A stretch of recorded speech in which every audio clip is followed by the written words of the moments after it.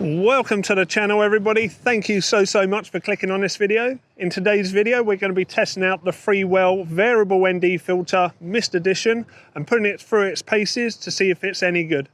So let's jump into the video. So Freewell's MIST edition variable ND filter works exactly the same as a standard variable ND, but comes with MIST built in. If you're not sure what this is, basically it gives your light a nice glow, giving it a dreamy look. Now, if you've not seen my previous video on the unboxing of the Freewell variable ND MIST edition filter, check it out above. I'll show you what you get in your box and show you some test footage with it. But in this video, we're going to put it through its paces, like I say, running a series of tests. We're going to be testing for color casting, X-spots, vignetting, quality and sharpness. And we're going to see whether it's worth its value for money or if it's a load of old crap. So let's jump into the first test, which is color casting. So we're going to start with a color cast test and then move on to an X-spot test. We'll be using this garage door as our test subject. This is straight out the camera JPEG with no filter on at the moment. Let's stick on the Freewell variable ND filter and see if we get any color difference. As you can see, we're getting a very slight tint of green there, but that's very impressive. Normally with variable NDs you get a lot more cast than that, especially on the cheaper versions. Let's put them side by side and have a look. That is very impressive. Also notice there's zero vignetting going on there. Let's move it back and rotate the filter to the next step, see if it maintains consistency. So let's go to step 2. The stops on this filter are clickable, which I'm unsure about. I don't know whether I like it or dislike it. But step 2 is looking consistent. Let's move on to step 3.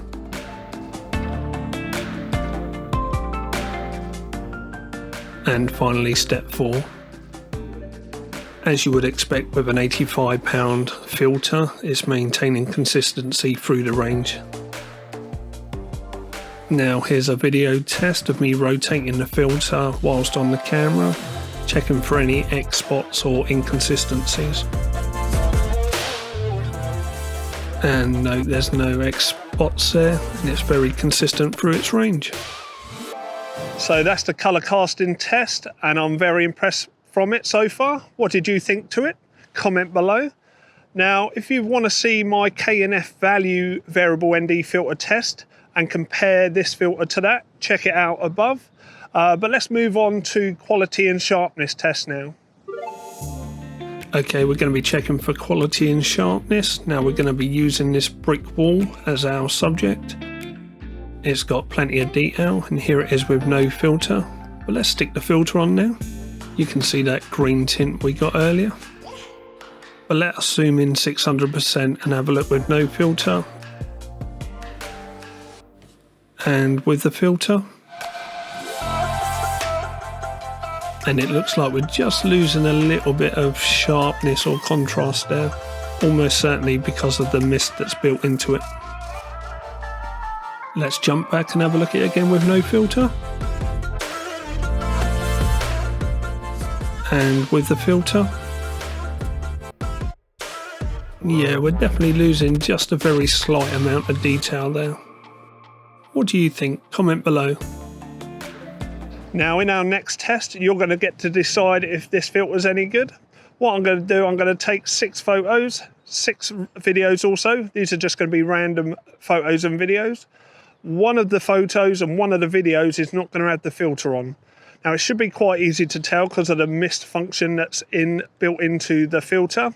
But see if you can decide which one it is. So this is going to test your ability to see if you can spot the image and video clip that doesn't have the filter on. I'll number them 1 to 6 and then reveal the answers at the end.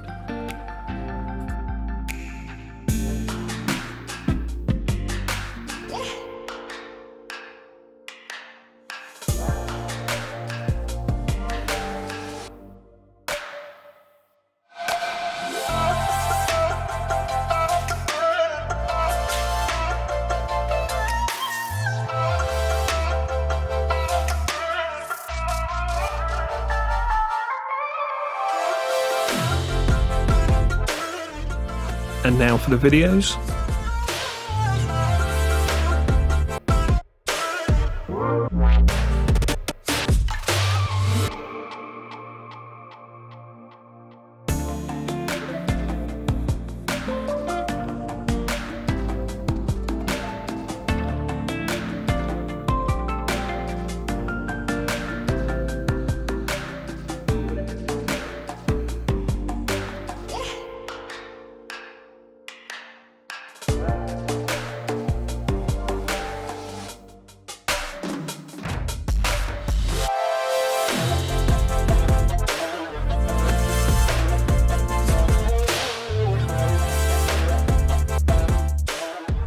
Okay, so how did you get on there? Could you tell which ones didn't have the filter on?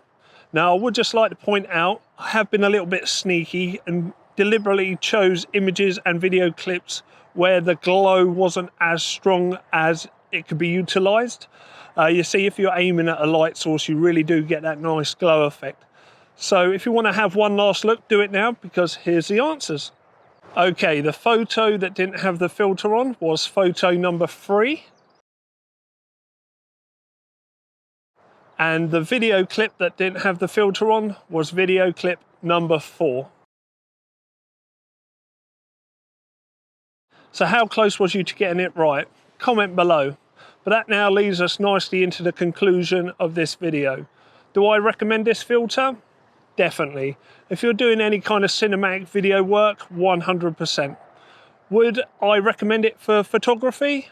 I'm a little bit unsure about this. I would prefer ND filter set with the MIST filter separately, so you get to pick and choose. But if you're doing any video work, like I say, fully recommended. Well, unfortunately, that's the end of the video now. I hope you've really enjoyed this. If you have, give it a thumbs up. If you want to see further videos from myself, hit the subscribe button. And if you think I've missed anything, comment below. But thank you so much for watching. We'll catch up in the next video. See you soon.